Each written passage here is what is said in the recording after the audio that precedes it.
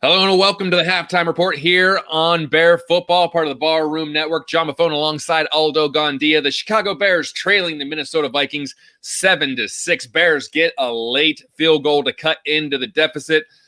Aldo, so far, we were talking about this offline. I thought this was a little as efficient as we've seen the Bears offense play, but it's so on brand that they only got 2 field goals and they're still trailing at halftime despite 2 turnovers by the Bears defense, only be able to put 6 points on the board. What's your thoughts on this so far? Yeah, that's what happens when you don't have a quarterback. And unfortunately, that's what's going on here. Nick Foles, the protection, I would grade it probably a B-. It started off really good. And as the half wore on, the Vikings started to detect some things that they could throw at Nick Foles on the offensive line, and that disrupted. So when the Bears had the good protection, Nick missed throws, the pass over the middle to Anthony Miller where Miller had to stretch back behind him. He got a hand on it, and the ball was intercepted. I blame that on both players. If the old unwritten law is if you get your hands on the ball, you should catch it. Hey, there's Tyler Ellis. He's joining us now. Tyler, welcome to the show. We didn't know if you were going to make it, so we started without you. But I was just saying that, Nick Foles is part of the issue here. And so we've got to clear that up with the quarterbacking position. And, the play calling hasn't been bad. People are complaining that Lamar Miller has only 1 carry. Well, when you only have 8 first downs and you're unable to get kind of a rhythm going on the offense, that can happen sometimes where players who you want to target and want to get them the ball either by pass or run, it's not going to happen because you don't have enough plays called. And the defense has been out there a long time because they've been bending a lot, but have only broken once. So, it is funny what you said, John, before we started, that this is so weird. This is one of the best performances we've seen out of the offense. Yeah, that's sad. But like I said, we haven't seen any, having to call a timeout or delay of games or a lot of mental mistakes. The one mental mistake that jumps out of my mind is that missed protection on the sack of Nick Foles, where Jermaine Ifedi, I believe, shifted over, but then he was yelling at Rashad Coward because maybe he was supposed to take the inside guy. A lot of miscommunication there, but there hasn't been a lot of others other than that. Mental errors as far as penalties go. I haven't seen any egregious holding calls. I haven't seen a delay of game. I haven't seen multiple timeouts taken. So that's good. And and I want to get something clear. I don't want to pretend like, oh, look, the play calling changed and everything looks great. That's not the case. There is some poor execution. Nick Foles missed that back shoulder throw to Jimmy Graham that could have been a touchdown.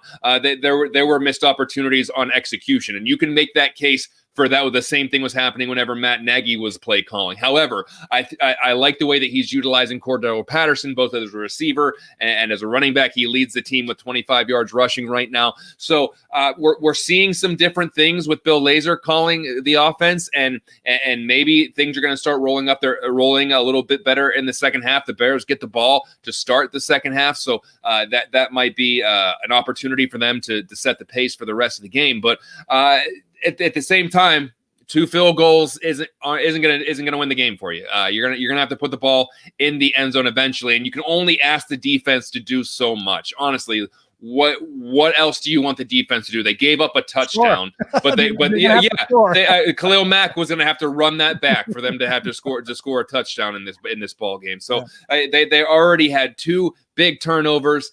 Offense couldn't really capitalize on it. I found it funny, and I told you this before we went on the air. There hasn't been one shot of Matt Nagy on the sideline this entire time when he's not play calling. I want to know if he's still buried in the play sheet. I want to see if he's just scanning the entire landscape. I want to see what Matt Nagy looks like when he's not the play caller. And so far, I have no idea what that looks like. But I think there's hope in the third quarter. They can come out. They can adjust a little bit. We'll see what Bill Lazor puts together. He has one half under his belt now, and we'll see what they can do. Tyler, welcome. Tell us what you thought of that first half performance. Gentlemen, I think we just saw probably one of the, from the play selection alone, probably the best selection I've seen. I don't know. That was from the first pass. I was happy with the second one because the interception wasn't his fault. The interception was on the wide receiver.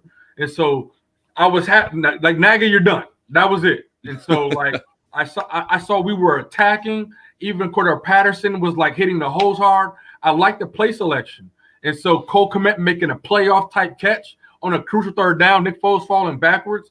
I see a team fight. I see Akeem Hicks not pulling punches. I see dudes fighting.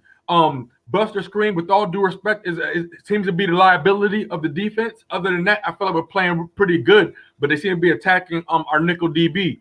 And so, but besides that, we just need to give Foles opportunities. Foles just has to make the play. Bill Lazor, great job. Like, oh my gosh, John, oh my gosh. Oh my gosh, somebody's calling the play. Yeah. Oh my God. Yeah. I'm excited. I want to get Nick Foles opportunities. I feel like, yo, did y'all see my boy Khalil Mack? Yeah. That's probably why I broke my computer. I probably flipped it while I was getting ready for the half. But like, he needed to score though. He needed to score. Yeah, I agree that the play calling has been better, or at least more efficient. Like I said, we haven't seen a lot of mental errors. We haven't seen the penalties. We haven't seen a bunch of crazy crap that we're used to here. Aldo, what are you dialing up here? What do we got? The Khalil Mack interception? Interception by Khalil Mack. So I just wanted to show that. The only chance of the Bears scoring a touchdown this half was if Khalil Mack grabs that ball and takes it the whole way back. But excellent job by the defense, and it's just unfortunate that you have a defense that can continue to give the offense opportunities, and it'll continue to put them in positions where the Bears can win ball games. And if the offense could be even average, then this team looks completely different. But you get 2 turnovers and you're losing at halftime. You're only able to manufacture 2 field goals. So as much as I'm in favor of the play calling and what it looks like, there's still a lot of execution errors. Tyler, before you jumped on, I talk about Foles. He missed Jimmy Graham on that back shoulder throw. Could have been a touchdown. There were some other things that, I mean, he's never going to rush for a first down. He just it looks painful to watch him scramble. So I don't think the offensive line has been atrocious. There have been some errors, but they, for the most part, have been average. They've been okay. They're not giving him a whole lot of time to throw the ball. But they allowed him to step up in the A gap a little bit, John. They allowed him to step up in the A gap, something that we weren't used to seeing before. Because when those D gaps were crashing, you can't step up A gap if the guard's being pushed back into you. Fedi did miss that block. He did miss that block on that blitz. That was crucial. But I'd rather it be the player's fault. But as a football, we can take a step back. We can see the design.